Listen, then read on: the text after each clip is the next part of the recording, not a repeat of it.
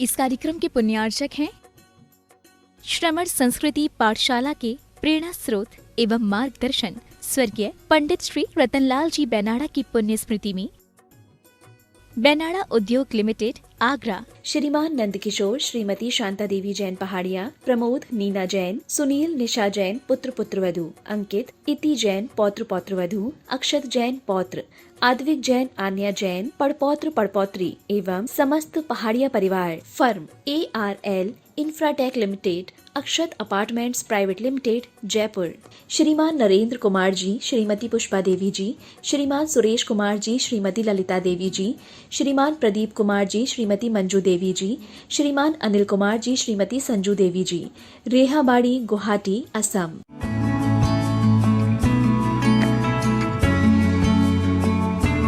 जय जिनेन्द्र नमे ऊणवड्यमाणं परमपाणं जिणं तिशुद्धेन वोच्छामिरयणसारं सायार्णयार्धमीणं।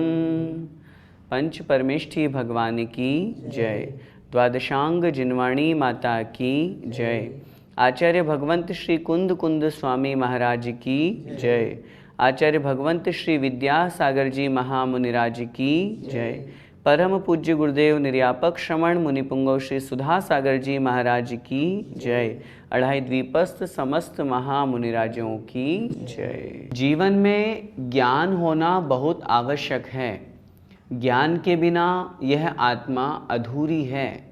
वैसे तो आत्मा का स्वभाव ज्ञान दर्शन है, लेकिन उस ज्ञान दर्शन के कारण मात्र से जब शास्त्रों का ज्ञान, नीति न्याय का ज्ञान, यह अच्छी बातों का ज्ञान नहीं होगा, क्या हेय है और क्या उपादेय है, जब तक उसका ज्ञान नहीं होगा तब तक हम जो भी व्रत नियम संयम का पालन करते हैं वो व्यर्थ कहे जाते हैं। आचार्य भगवान कुंद कुंद स्वामी महाराज इस रयणसार ग्रंथ के माध्यम से हमें समझा रहे हैं कि ज्ञान के बिना किया गया तप भी व्यर्थ है। आइए देखते हैं गाथा क्रमांक 90। अजयणमेव झाणम् पंचेन्द्रियणिग्रहं कषायम्पि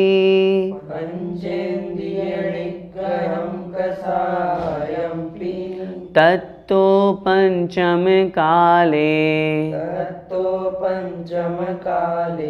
पवयण सारभ्यासमेव कुज्जाहो।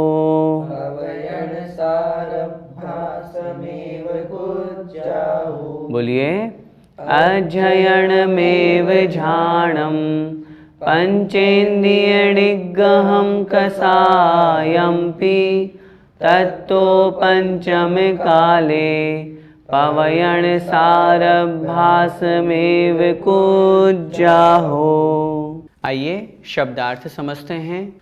अध्ययनमेव झाणम्, अध्ययनम एव झाणम्। अध्ययनम अर्थात अध्ययन, एव मतलब ही, अध्ययन ही, शास्त्रों का अध्ययन ही, ज्ञानाभ्यास ही झाणम अर्थात ध्यान है। क्योंकि ये चीज़ हम पहले पढ़ के आ चुके हैं कि जो ध्यान है वो ज्ञान के माध्यम से ही संभव है। जो चिंतन किया जाएगा वस्तु तत्व का, तो जब तक उसका ज्ञान नहीं होगा तो ध्यान कैसा होगा। इसलिए शास्त्रों का अध्ययन ही झाणम अर्थात ध्यान है। और उससे क्या होता है, पंचेन्द्रिय निग्रहम, पांचों इंद्रियों का निग्रह होता है। पांचों इंद्रियों के विषयों की ओर जो हमारी प्रवृत्ति है या हमारी आसक्ति होती है वो कंट्रोल में आती है। उसे हम पांचों इंद्रियों को वश में रख पाते हैं।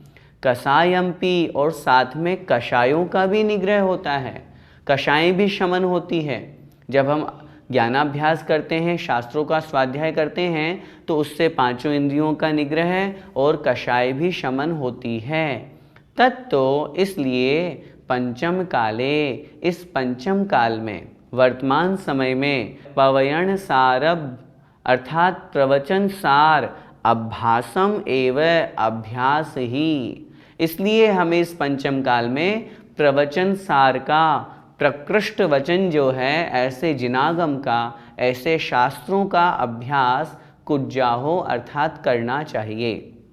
वर्तमान समय पंचम काल है। अपने मन को लगाने के लिए हमें अभ्यास करना चाहिए शास्त्रों का, क्योंकि शास्त्रों के अभ्यास से हमारे ज्ञान में भी वृद्धि होगी, कषायों का भी निग्रह होगा और पंचेंद्रिय के विषय भी हमारे वश में रहेंगे। हमारा मन उस ओर नहीं जाएगा। नई नई बातों का ज्ञान हमें शास्त्रों से होगा, जिससे जब हम चिंतन करेंगे, ध्यान करेंगे, तो उन सब वस्तुओं को, उन सब बातों को, आगम के उस सार को अपने चिंतन में ला पाएंगे और फिर अंत में जो आत्म तत्व है वहाँ तक पहुँच पाएंगे।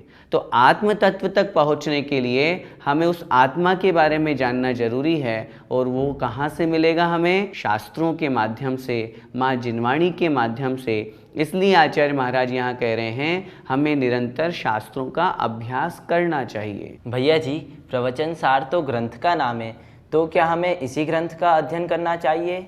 आचार्य भगवान कुंद कुंद स्वामी द्वारा विरचित ग्रंथों में प्रवचन सार भी एक ग्रंथ है। समय सार, नियम सार, प्रवचन सार, अष्टपाहुड़, ये रयण सार। तो आपके मन में ये जिज्ञासा आई कि यहाँ पर गाथा में लिखा है कि पंचम काल में हमें प्रवचन सार का अभ्यास करना चाहिए, तो क्या मात्र प्रवचन सार का ही, अन्य शास्त्रों का नहीं? नहीं, ऐसी बात नहीं है। यहाँ पे आचार्य महाराज ये नहीं कह रहे कि मेरे द्वारा रचित उस प्रवचन सार ग्रंथ का ही अध्ययन करो या अभ्यास करो। प्रवचन सार का मतलब यहाँ पर माँ जिनवाणी है, शास्त्र है। प्रवचन किसे कहते हैं? प्रकृष्ट वचन, जिसमें प्रकृष्ट अर्थात जिनेंद्र भगवान द्वारा उपदेशित वचनों का सार हो, उन शास्त्रों को हम कहते हैं प्रवचन सार। प्रवचन सार का शाब्दिक अर्थ अगर हम समझेंगे तो जितने भी हमारे मूल आगम ग्रंथ हैं, जो जिनेंद्र भगवान की वाणी से निश्चित हैं, गणधरों ने उन्हें झेला है और आचार्यों ने उन्हें लिपिबद्ध किया है, लिखा है, तो सारे के सारे ग्रंथ जो हम रयण सार पढ़ रहे हैं, ये भी प्रवचन सार है। तत्वार, सूत्र, रत्नगण, श्रावकाचार, चाहे समय सार, नियम सार, अष्टपाहुड़, ये सब प्रवचन सार हैं। प्रवचन सार पर्टिकुलर किसी एक ग्रंथ को यहाँ पर इंडिकेट नहीं किया है। प्रवचन सार का मतलब प्रकृष्ट वचनों का सार, माँ जिनवाणी, शास्त्रों का अभ्यास। आगे आचार्य महाराज उसी स्वाध्याय और ज्ञानाभ्यास से ध्यान कहते हुए कह रहे हैं कि पापों से दूर होना और पुण्य क्रियाओं में लगना ये ज्ञानाभ्यास से ही संभव है। देखिए, पावारंभणिवेत्ति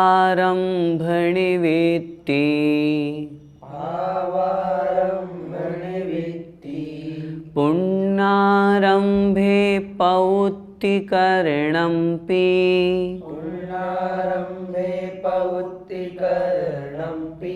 णाणं धम्मज्झाणं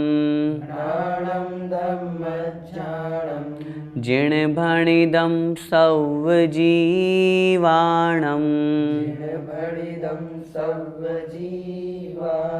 बोलिए, पावारंभणिवेत्ति पुण्णारंभे पौत्तिकरणम्पि णाणं धम्मज्झाणं जिणभणिदं सव्वजीवाणं। इस गाथा में आचार्य महाराज ज्ञान को ही धर्म ध्यान कह रहे हैं। वह धर्म ध्यान कैसे है, आइए देखते हैं शब्दार्थ। पावारंभ निवृत्ति, पाव आरंभ, पाप रूपी आरंभ, आरंभ का मतलब हिंसा। पापारंभ, पाप आदि या हिंसा आदि पाप कार्यों से निवृत्ति अर्थात निवृत्ति, छूटना, दूर होना। पाप जो है, हिंसा आदि जो पाप कार्य कहे गए हैं, उन पाप कार्यों से दूर होना, छूटना। और साथ में पुण्यारंभे पौत्तिकरणम्पि, पुण्यारंभे पुण्य क्रियाओं में, पुण्य के कार्यों में प्रवृत्ति करने में जो करणम अर्थात कारण है, निमित्त है, जो पाप से छुड़ा करके पुण्य क्रियाओं में प्रवृत्त करने में जो निमित्त है, ऐसा णाणम अर्थात ज्ञान, शास्त्रों का ज्ञान, सम्यक ज्ञान, वह क्या है? सव जीवाणम, सभी जीवों के लिए, धम्मज्झानम, धर्म्य ध्यान है। ऐसा जिण भणिदम, जिनेन्द्र भगवान ने कहा है। आचार्य भगवान कुंद कुंद स्वामी महाराज कह रहे हैं, साक्षात जिनेन्द्र भगवान ने ऐसा कहा है कि वास्तविक धर्म ध्यान क्या है। अच्छा, हम आपसे पूछते हैं धर्म ध्यान क्या है? जहाँ पाप से प्रवृत्ति हट करके पुण्य कार्यों में प्रवृत्ति लग रही है, उसी का नाम तो धर्म है। और उस रूप क्रिया हो रही है, एकाग्र चिंतन हो रहा है, वो धर्म ध्यान है। तो ये किसके माध्यम से संभव हुआ? ज्ञान के माध्यम से, शास्त्रों के माध्यम से। तभी तो हमें पता चला हमें पाप क्रियाओं को छोड़ना है और पुण्य क्रियाओं में लगना है। तो ये ज्ञान के माध्यम से ही संभव है। इसलिए आचार्य महाराज इस गाथा में उस ज्ञान को ही धर्म ध्यान कह रहे हैं। भैया जी, पुण्य और पाप तो समान है, फिर यहाँ पाप से हटकर पुण्य में आने के लिए क्यों कहा है? पहले तो इस बात पर विचार करें, कहाँ लिखा है पुण्य और पाप समान है? किन ने कहा? कौन से आचार्यों ने कहा? किस शास्त्र में कहा कि पुण्य और पाप एक ही है? मैं आपसे पूछता हूँ, अगर दोनों एक होते तो दो शब्द अलग अलग क्यों लिखते? अगर दोनों एक होते तो दोनों की व्याख्या अलग अलग क्यों की जाती?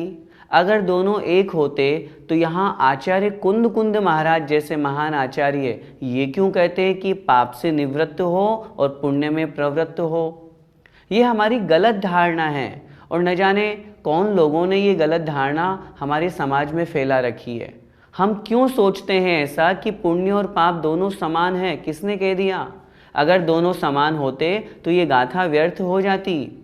अगर दोनों समान होते तो आचार्य कुंद कुंद महाराज के ये वचन व्यर्थ हो जाते, निरर्थक हो जाते। और न केवल आचार्य कुंद कुंद महाराज, अपितु जितने भी सब शास्त्र हैं, उन सब शास्त्रों में पुण्य में प्रवृत्त होने की बात कही गई है।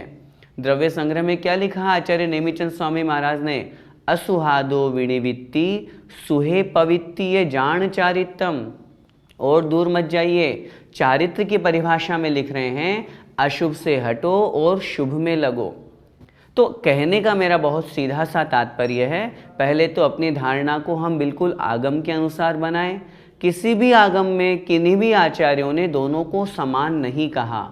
जहाँ पर समानता की बात की जाती है, ऐसे महान अध्यात्म ग्रंथ उन शुद्धोपयोग में लीन मुनि महाराज की दृष्टि से वो कथन वहाँ पर किया गया है कि जब वो आत्मस्वरूप में लीन हो जाते हैं, पुण्य की क्रियाओं से भी ऊपर उठ जाते हैं, तब उन्हें पुण्य की क्रियाओं में, पुण्य के कार्यों में प्रवृत्त होने की आवश्यकता नहीं।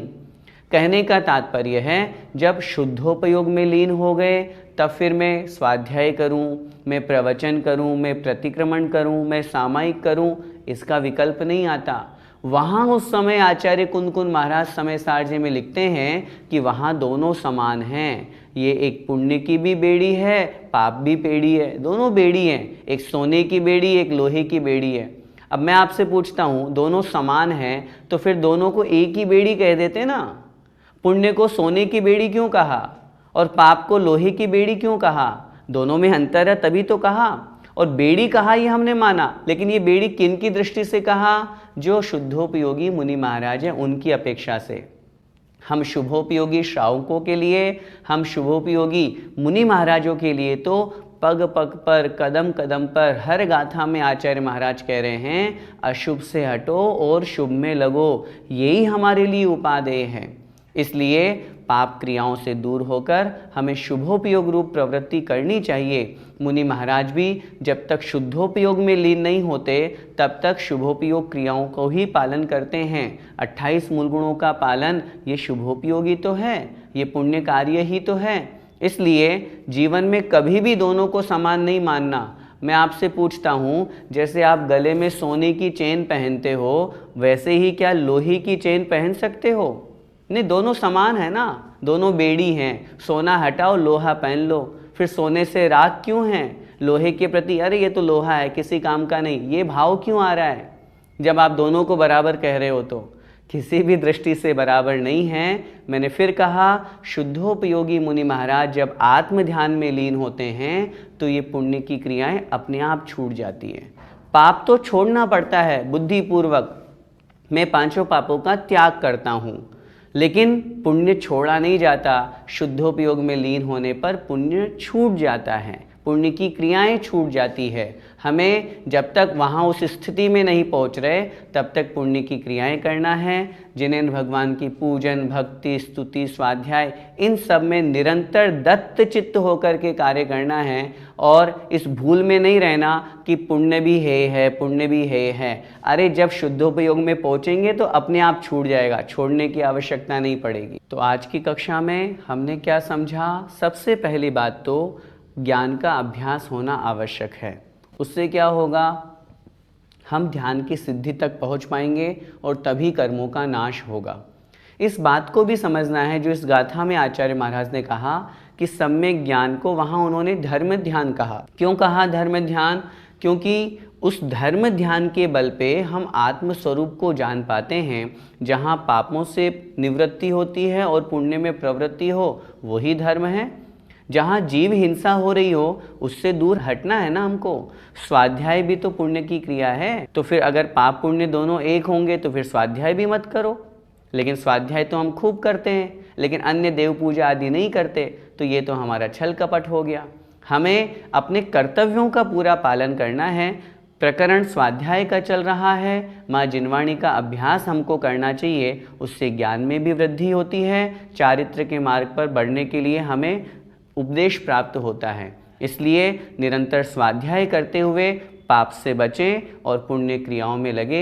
यही हमारा लक्ष्य होना चाहिए और लक्ष्य बनाएं एक दिन ऐसा आए कि हम शुद्धोपयोग को प्राप्त करके परम मोक्ष पद को प्राप्त करें। इसी मंगलमयी भावना के साथ बोलिए द्वादशांग जिनवाणी माता की जय। जय जिनेन्द्र।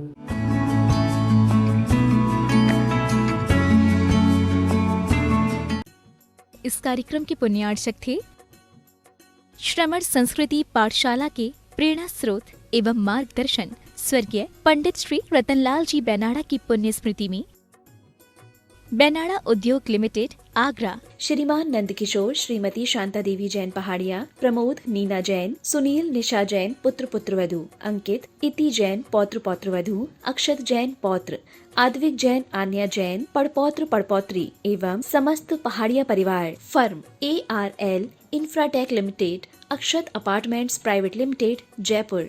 श्रीमान नरेंद्र कुमार जी, श्रीमती पुष्पा देवी जी, श्रीमान सुरेश कुमार जी, श्रीमती ललिता देवी जी, श्रीमान प्रदीप कुमार जी, श्रीमती मंजू देवी जी, श्रीमान अनिल कुमार जी, श्रीमती संजू देवी जी, रेहाबाड़ी, गुवाहाटी।